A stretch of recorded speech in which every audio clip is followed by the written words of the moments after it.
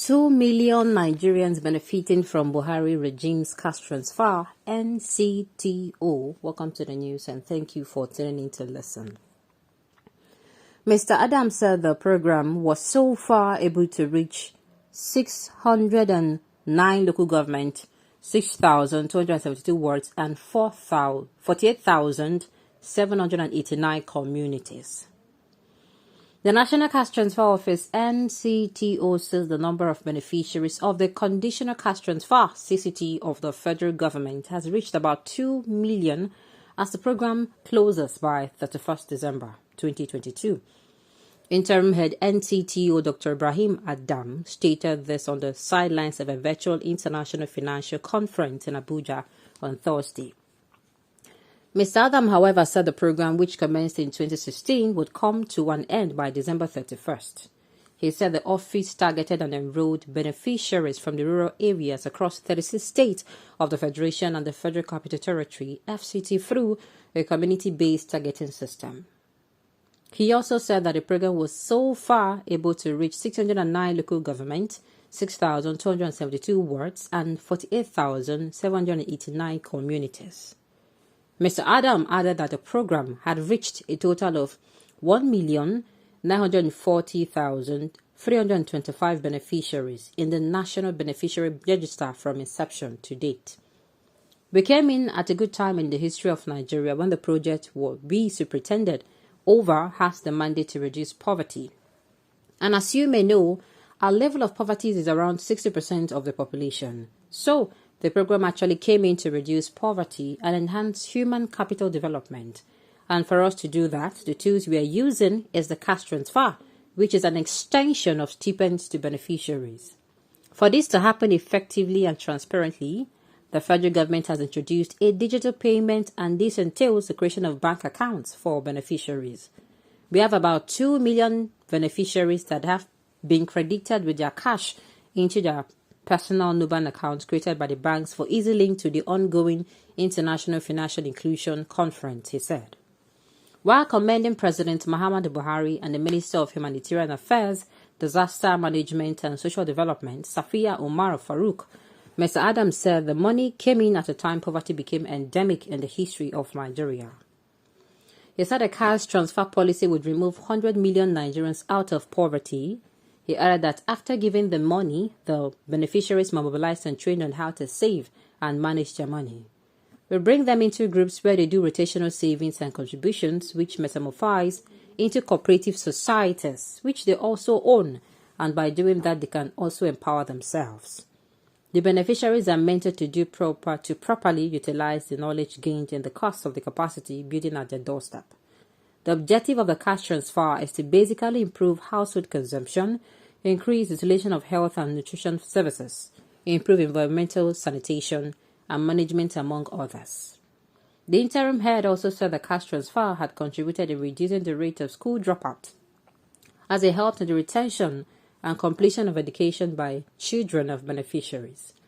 The aspect of human capital is taken on a pilot level, and we just did 11 states, and in this 11 states, we have feedback that there is growth in school attendance for school children, and this is complementing other government programs that is school feeding that is also helping to make sure that children are in school, he added. If you ask me, I am going to say I disagree with this because this is in no way sustainable. That is just the truth. It is not sustainable. It would have been better if, if it's coming in like an empowerment kind of a program where people are questioned, what exactly do you want to do? It is not everyone that wants to be, let's say for instance, that wants to be the people who wants to tell you, oh, this is the kind of business I want to venture into. I want to drive a tricycle, you understand? Or what do they call it again? It's a tricycle. And people, they'll tell you, oh, I want to drive a cab. Some will tell me, oh, I want Uber driving. Some will say, oh, I want to become a fashion designer. It is better. This money given to them is given to them. How? Let's say, for instance, if somebody comes and say, oh, I want to learn fashion designing, first of all, they put him through that, program. He learns, and he just not learn, as in it kind of builds him. He gets everything ready to kickstart, as in he can start before he's fully now released. Oh, okay, this is what you can use to manage. To me, because coming out to give people handouts and cash, it cannot. If you're giving people handouts and cash, it's not going to reduce in any level. I mean, in any way, poverty level. It's not possible. Because these people, I feel it is not going to be valued the way you're going to, the way the person that is empowered through, let's say, for instance, the fashion designer who is taught how to sew.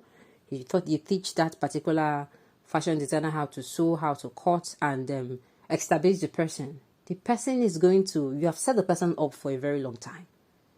You understand? The person will not be tempted. But if you give, if you just, even without asking questions, you say, okay, I want to empower people, and you give machines to people. Believe you me, sewing machines to people. Believe you me, there are people who will sell their sewing machines for what they will eat. So I feel it's even worse when you give them cash. The money, they will feel, oh, this money is here.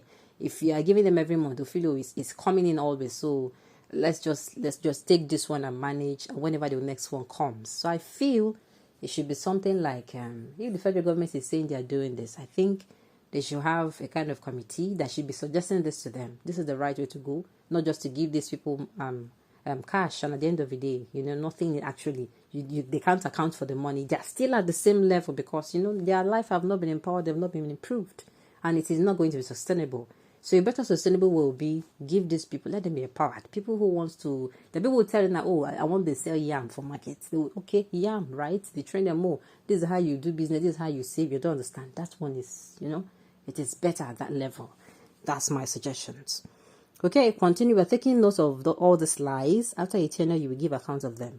If you think it's a lie, this is actually going on. I think, yes, there was a time this empire was going on, and yes, but that's why I keep saying that it is not sustainable. It is not sustainable. It is only going to be sustainable when people are giving, like, you don't give them the fish, rather you teach them how to fish, so that, they don't even have to wait to get hungry before the fish, and thereby, it is hereby reducing the level of poverty in the country. That is going to be like a perfect way, rather than, they give them handouts, every time handouts, and if that one finishes, oh, okay, they are going to give us another month, we're going to wait till that time comes. That's my opinion. All right, only his Muslim brothers, only his Muslim brothers don't generalize it as Nigerians. And I've also had issues, I've heard about issues concerning the empower. There are issues like, oh, they only give like a certain kind of people, it is not for everybody. So this is why I keep saying that I think implementation is one of the problems we have in Nigeria. Just like I said in the news, I think 2-3 days ago, that you are going to be surprised at how the of things the federal government has done that has not gotten to the people. It is stopping halfway. Why? I think they are not actually people to see it through. And when I mean people that are really going to want to see it through. People that in that project, they are not there because they want to get one naira. People that are going to be held accountable. Well, let's see how they push this one. All I know is if Buhari resigns today, there are things he has done that we've not heard that, of course, we'll start hearing about. And of course, those people that have been blocking those things from reaching us, they should be held accountable. All right, on this note, we've come to the end of the news. We say thank you for tuning in to listen. Until I come your way next time, enjoy the rest of your day.